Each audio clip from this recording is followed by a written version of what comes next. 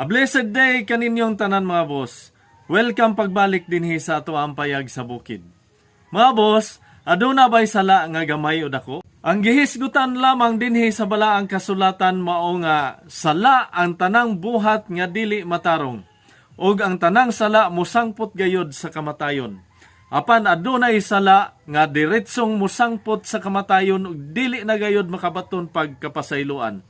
Ug mao kini ang ato ang hisgutan karon mga boss. Ug hinaot nga kamo magauban kanako niining atong pagtuon karon aron kamo usab masayod sa kamatuoran. Ang atong unang teksto karon ato ang mabasa dinha sa Roma kapitulo 6 bersikulo 23. Ang pulong sa Dios nagaingon, kay ang bayad sa pagpakasala mao ang kamatayon, apan ang gasa sa Dios mao ang kinabuhing walay katapusan nga anaa kang Kristo Jesus nga atong Ginoo.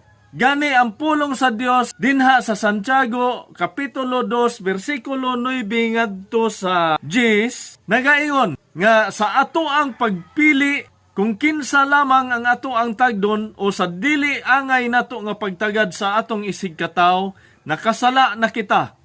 Og ang balaod sa Dios maghukom kanato nga malapason sa tanang balaod. Kay ang naglapas bisan sa usan lamang kasugo sa balaod, nakalapas sa tanan. Mao kini ang giingon dinha sa pulong sa Dios. Siguro aduna gayoy mo ingon.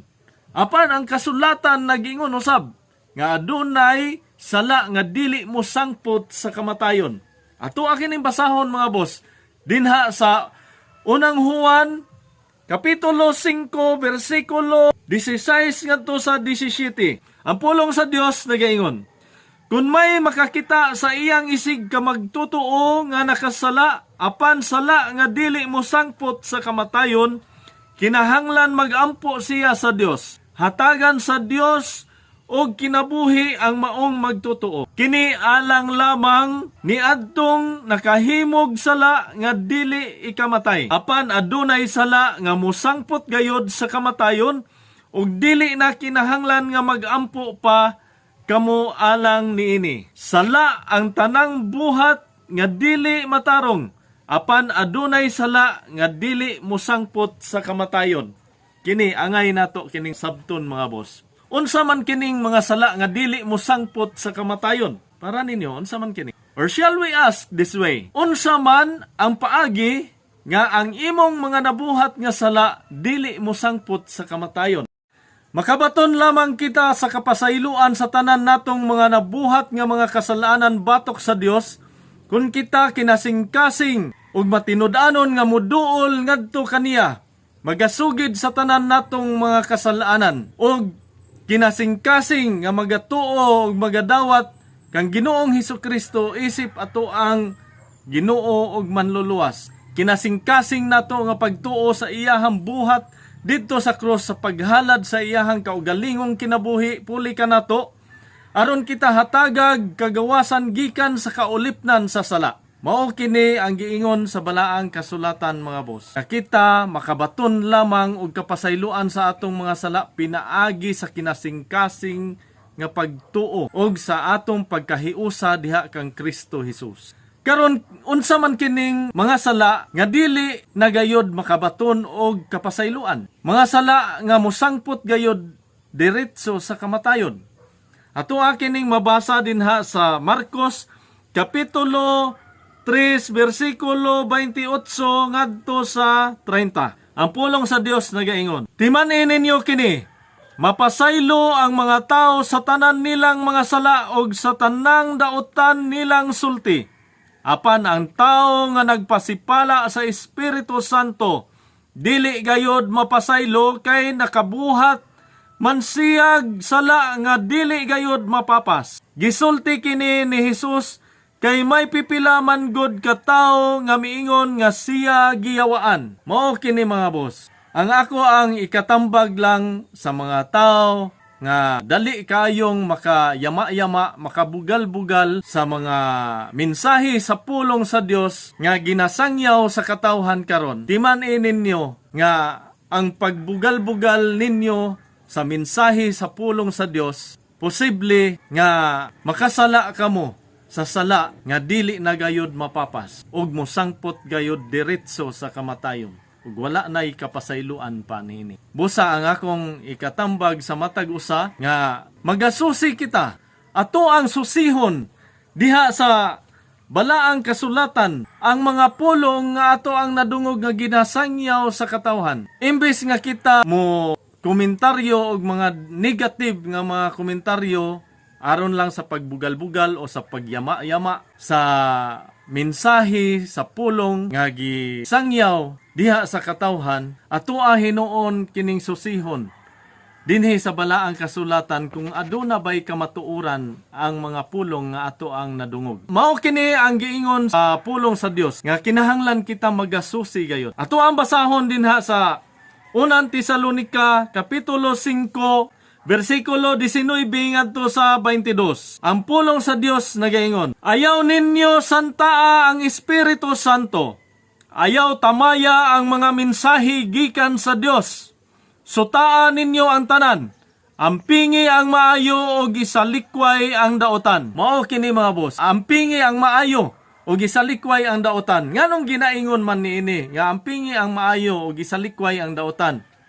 O gani ginaingon usab sa pulong sa Dios dinha sa Efeso 1:13.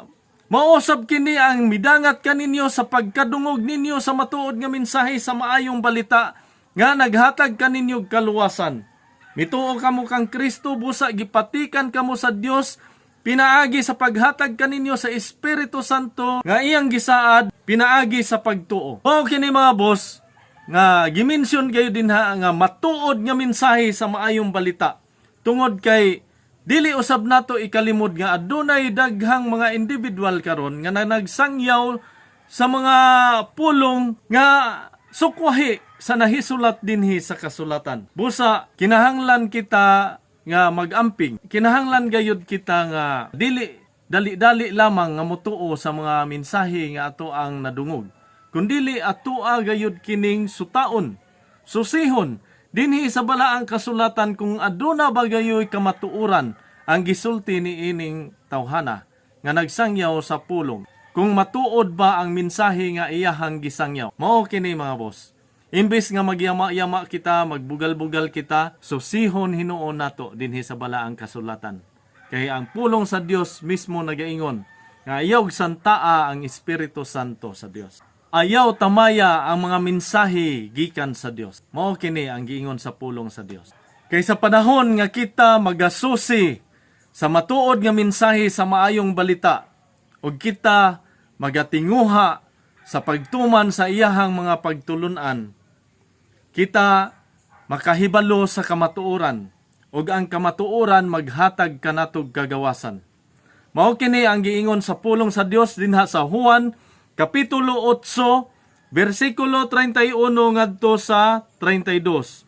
Ang pulong sa Dios nagaingon, busa miingon si Jesus sa mga nanoo kaniya, kung tumanon ninyo ang akong pagtulunan, tinuod gayod nga kamo akong mga tinunan. Mahibalo kamo sa kamatuoran ug ang kamatuoran maghatag kaninyo kagawasan. Mao kini ang mga mensahe sa pulong sa Dios nga gipaabot dinha sa inyo ha karon mga boss. Ug ayaw ninyo pagahia ang inyong mga kasing-kasing. Kini isip lamang reminder dinha sa inyo ha nga dili kamo gayod magyama-yama sa mga pulong sa mensahe sa Dios nga gisangyaw. Hinunoa pagsusi kamo. Susihan ninyo ang kamatuoran. Mga boss, hinaot nga makatabang kaninyo kining ako ang gi-share karon. O ginaot nga ang Dios magauban kaninyo sa inyong pagpadayon sa pagkinabuhi nining maong adlaw. O magapanalangin unta kaninyo sa matag adlaw. Ug labaw sa tanan, ang Dios unta magapanalangin kaninyo og matuod nga pagtuo sa matuod nga mensahe sa maayong balita nga naghatag og kaluwasan pinaagi sa pagtuo kang Kristo Jesus. Amping mo kanunay mga boss ug dalaygon ang Dios.